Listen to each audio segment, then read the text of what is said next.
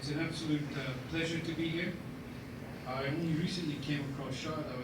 We were writing a new student charter, and I was very, very impressed by his leadership and his participation, particularly as we wrote a new charter. It was a very collaborative effort. So thank you very much for inviting me. His Excellency, the former President of Kiribati, Mr. Tom, students of the University of the South Pacific, members of our Student Association who are present here today, esteemed panel of speakers for this occasion, let alone our esteemed judges, and of course the orators will be participating this evening, and those, is there a live feed as well, Shah? I'm told there was going to be a live feed, and those who are joining us via live feed. So welcome everybody. International Youth Day is of course an extremely auspicious occasion, celebrated around the world. And just earlier today I was with the UN Resident Coordinator as we also celebrated an event at the university in conjunction for our regional students in conjunction with the United Nations High Commission for Human Rights.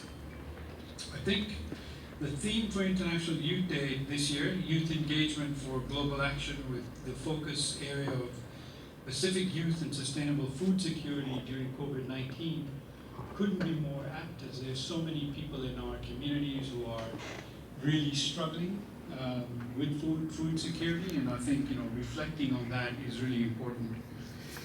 So this really is an apt theme for our region as we face the ongoing impact of COVID-19, which has of course touched our lives, the lives of our families, our wider community, and absolutely our Pacific countries. Yesterday the Forum Economic Ministers met, and I think the biggest item on their agenda was two things: resilience and how we recover from COVID-19. And I think it's that theme of resilience which is so resonant particularly for our youth, because I think they're at the forefront of having to deal with a lot of the mess that people from my generation have made.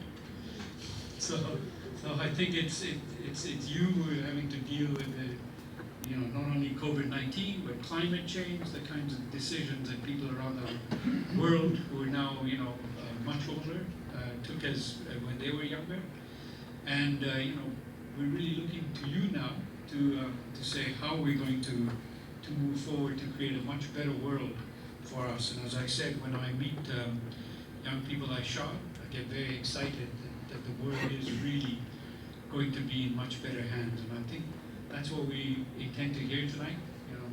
There's all these different perspectives in this oratory competition. So I think for me as a Vice Chancellor of a university, you won't be surprised for me to say that the one way to mitigate against these challenges is education. And I think if there's one thing that a university can do more than anything else is to help people realize their dreams through education. But more than that, it's not just the education you get in the classroom, it's everything else that goes with it. Events like this, and more important than that is the values that I think the university has to impart to our to our students and to our youth. Those ethics which are so much part of our strategic plan, which are about ethics, about accountability, about transparency. Won't be a surprise that those are the values that people like Libby and I have stood at the forefront to fight for, because we really believe that those are the things that matter. Because those are if we don't lead from the front and show that these are things that we really stand for, we can't ask for you to be resilient and continue to do things which you're having to deal with, not because of your making, but because of the kind of actions that have been taken globally for a very long time. So I think I'm always fascinated when people talk about our youth as our future leaders. You are our leaders. You're not our future leaders. You're going to have to seize the world now. You're going to have to make those changes.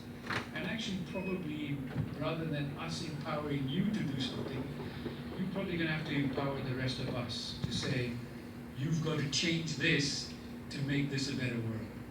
And so I think if you look around the world, there's kids as young as 14 in Europe who were out of high school, in Germany, in Paris, out on the street saying climate change is real.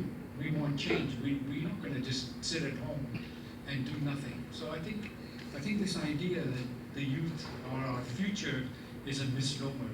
The youth are our present. And they're the ones who are going to have to really, really make a difference to the way we think, the way everybody thinks. We've got to empower us, not empower yourselves, because you're going to do that anyway. And I really implore you to seize the opportunity. I think in a television interview a few months ago, I did say this, that there's no better time than to get an education and to be able to have that say in how you might change the world.